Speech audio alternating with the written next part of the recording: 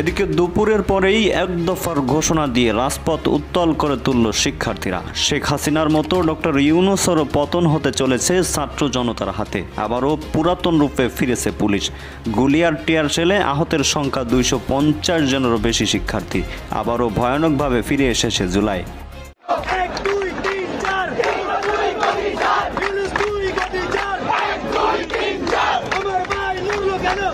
দেশের আলামত ভালো না এবং দেশের পরিস্থিতি যে কোনো সময় উত্তপ্ত হয়ে উঠতে পারে অথবা অনাকাঙ্ক্ষিত কোনো ঘটনা ঘটতে পারে।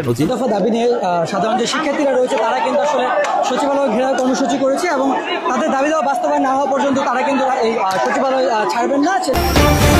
দুপুরের পর সরকার পতনের দিকে যাচ্ছে শিক্ষার্থীরা। ডক্টর ইউনূসের পতন এবার নিশ্চিত। এইদিকে শেখ হাসিনা দ্বিগুণ শক্তি নিয়ে দেশে ফিরতেছেন। বিস্তারিত জানতে ভিডিওগুলো দেখতে থাকুন।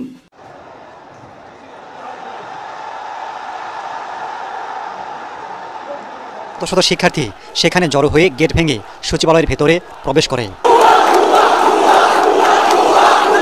জাস্ট একটা ভুল সিদ্ধান্ত শেখ হাসিনা সরকারের পতন ঘটিয়ে দিয়েছিল।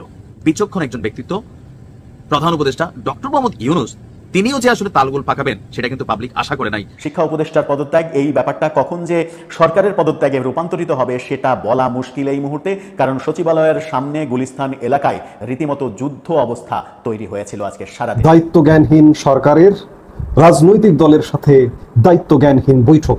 এই জুলাই মাসটা খুব অদ্ভুত, যে এই জুলাই মাসে ছাত্র আন্দোলনের উত্তাল সেই বিক্ষোভ। আসসালামু আলাইকুম দর্শক শ্রোতা, নতুন একটা ভিডিওতে আপনাদের জানাচ্ছি স্বাগতম। এইমাত্র পাওয়া তাজা এবং গরম খবর। এই দিন শেখ হাসিনা এবং আওয়ামী লীগ সকলের জন্য চরম এক সুখবর হতে চলেছে আজকের এই ভিডিওতে।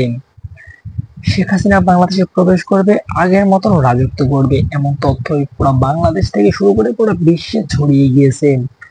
অপরদিকে ডক্টর মোহাম্মদ ইউনূস পদত্যাগ করবে, কারণ ডক্টর মোহাম্মদ ইউনূসের বিপক্ষে কঠিন মামলা করে দিয়েছে শেখ হাসিনার ছেলে সজীব ওয়াজেদ জয়।